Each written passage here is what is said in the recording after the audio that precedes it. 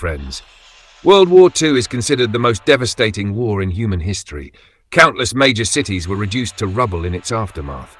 Today, nearly all geopolitical events and international relations can trace their roots back to this war. Friends, in my previous videos, I've shared numerous stories from World War II, but in this video, let's take a deeper dive. From the start to the end of the war. What exactly happened? Why did it happen? And what was its lasting impact?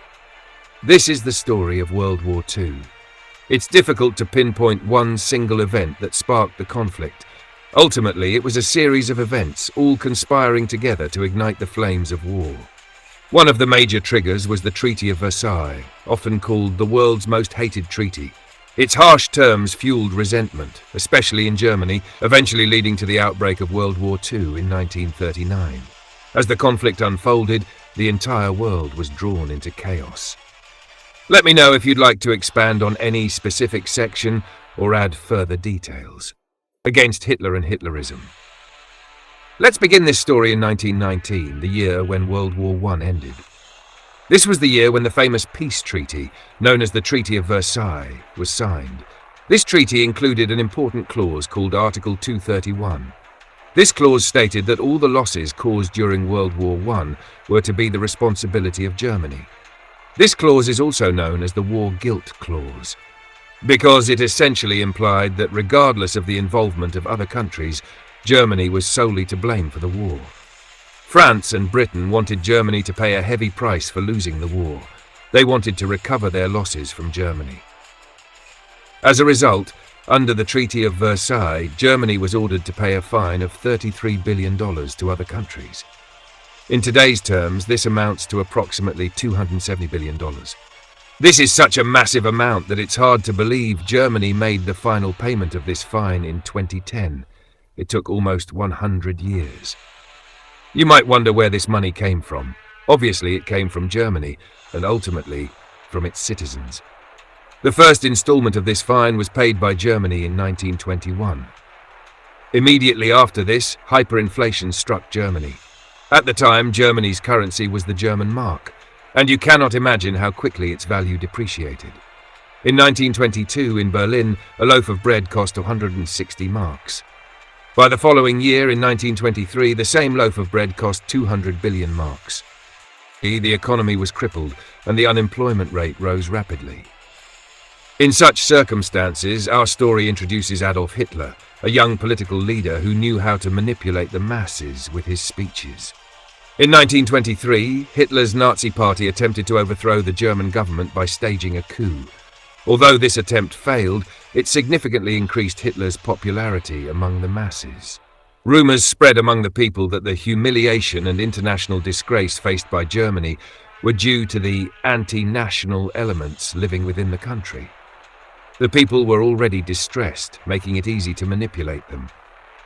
Hitler claimed that the Jews and socialists in the country were to blame for Germany's downfall. They were the reason for Germany's disgrace. Over the next 10 years, propaganda was used extensively. Media organizations were bought, and hate speeches became widespread. I won't go into the details here, as I have already covered this in my video on Hitler's rise to power. If you haven't seen that video, I'll include the link in the description below. In 1929, the Great Depression struck. It further worsened the already dire unemployment situation. By 1933, 6 million people were unemployed in Germany. Many were homeless and children were starving to death. As a result, in 1933, Hitler declared himself the dictator of Germany. After taking complete control of the country, Hitler began working on his dream of building the German Empire, the German Reich. A state that would be racially pure, where only people of Aryan descent would reside. There would be no place for Jews or Slavic people. To incite hatred among the people, they introduced the Judeo-Bolshevism conspiracy theory. According to this conspiracy theory, the Russian Revolution in 1917 was supposedly caused by the Jews, which eventually led to the formation of the Soviet Union. In 1935, the rest of the world learned that Germany had an air force. This might not seem like a big deal to you. After all, every country has its air force. But friends, the Treaty of Versailles had stipulated that Germany could not have any form of military power. This was a blatant violation of the Treaty of Versailles by Hitler. By this time, however, many people in Britain had begun to believe that the terms of the Treaty of Versailles were extremely unfair to Germany. They argued that demanding such a large ransom had crippled the country. And the country wasn't even allowed to have a military, which people considered to be very demanding. In June 1935, Britain signed the Anglo-German Naval Agreement.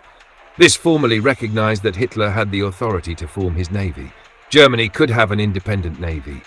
But the growing militarization in Germany alerted France. France built a 450 kilometers long fortification on its eastern border. This was named the Maginot Line. In 1938, when Hitler believed that his military was sufficiently prepared, he focused his attention on their neighbor Austria. Austria was a must-have country for Hitler. He wanted all German-speaking countries to unite as one nation.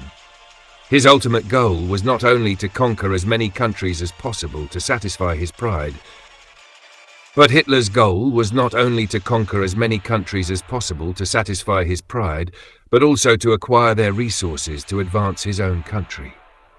The people Hitler believed to be racially superior, his Aryan race, he wanted to give them Lebensraum, which means living space, so they could live freely. In February 1938, Hitler met Austrian Chancellor Kurt Schuschnigg, who was forced into signing an agreement. This agreement allowed Hitler to place pro-Nazi people in the Austrian government. The Austrian government was infiltrated by appointing his own people, for example, Dr. Hans Fischbach. He was supposed to be the new finance minister of Austria. He was a Nazi, and the other Nazis who were in jail were set free by him. Within a month, things were out of control. The Austrian Chancellor knew that if the infiltration was to be stopped, the people needed to be consulted first. Whether Austria should remain an independent country or unite with the Nazis. He decided to hold a national vote on the matter. As soon as Hitler found out about the national vote, he took his army and marched into Austria. The German military entered Vienna. But the Austrian Chancellor wanted no bloodshed. He resigned from his position. Hitler used his propaganda ministry to spread fake news about riots happening in Vienna and how the communists were responsible for the riots. So, the Austrian government asked the German army to help protect Austria. The next day, the Austrian parliament was dissolved, and Austria ceased to be an independent country. This invasion was successful without any bloodshed. A major reason for this was that at this point, many people in Austria were in favor of Hitler. They were victims of propaganda. They believed Hitler's invasion would help them, that Hitler could make their country into a superpower.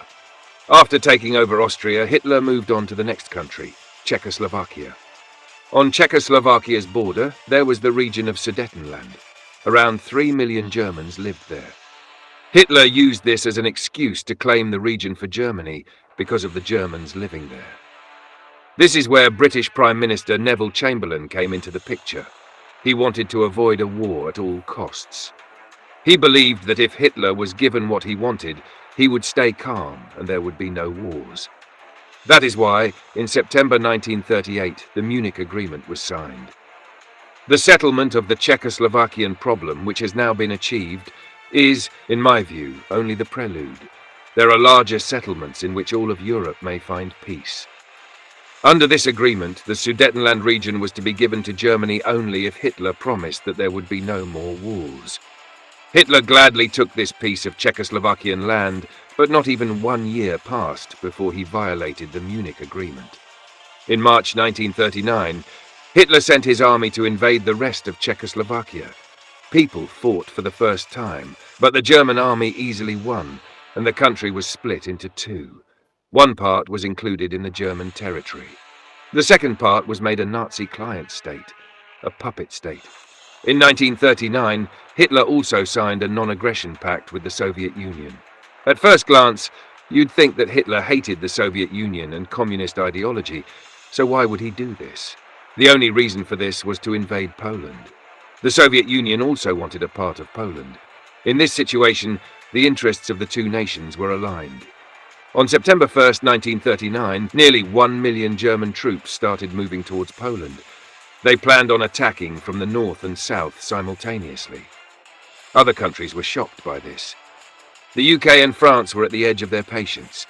If Hitler continued invading one country after another, the next one could be theirs. How would the world cope?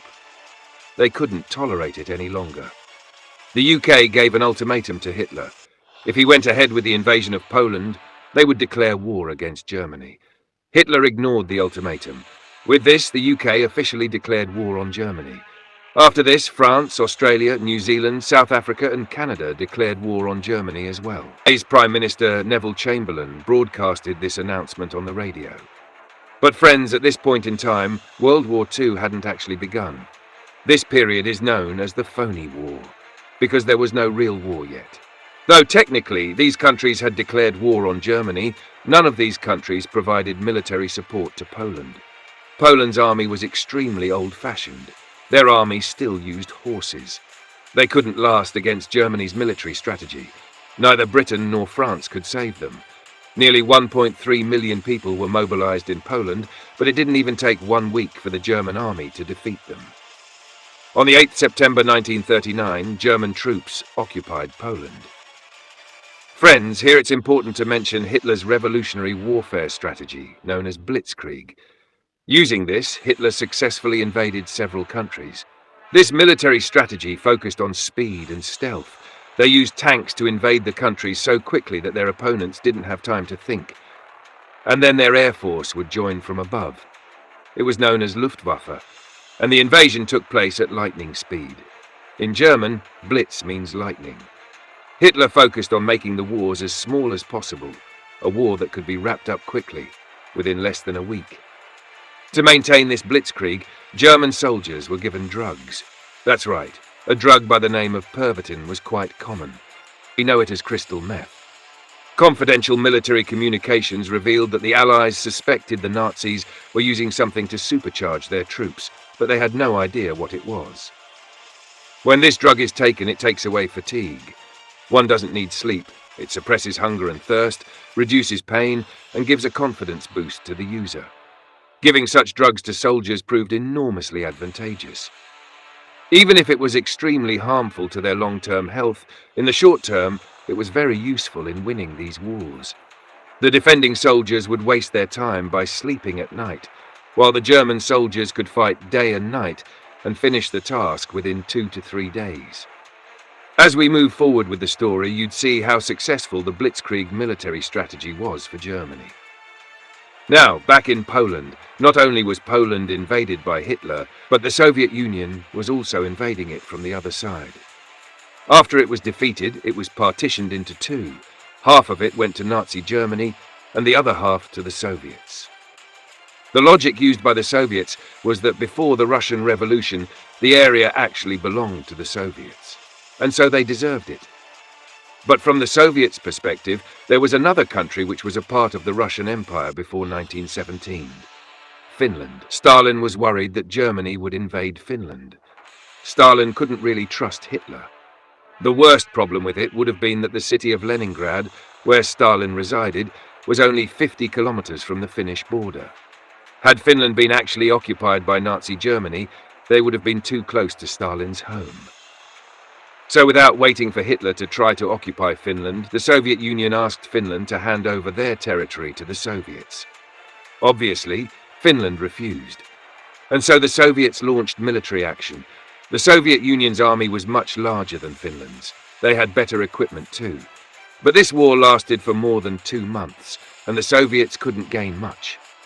Finally, in March 1940, this battle was over, and the Moscow Peace Treaty was signed. According to this, 11% of Finland's land would be handed over to the Soviet Union. In the meanwhile, Hitler's focus wasn't actually on Finland. He was looking at Norway and Denmark. In April 1940, Hitler prepared his plans on how he could establish control over Norway and Denmark. On the 9th April 1940, Hitler used his blitzkrieg strategy to invade Norway and Denmark. If you liked the video, please be sure to let me know in the comments, and I will make the second.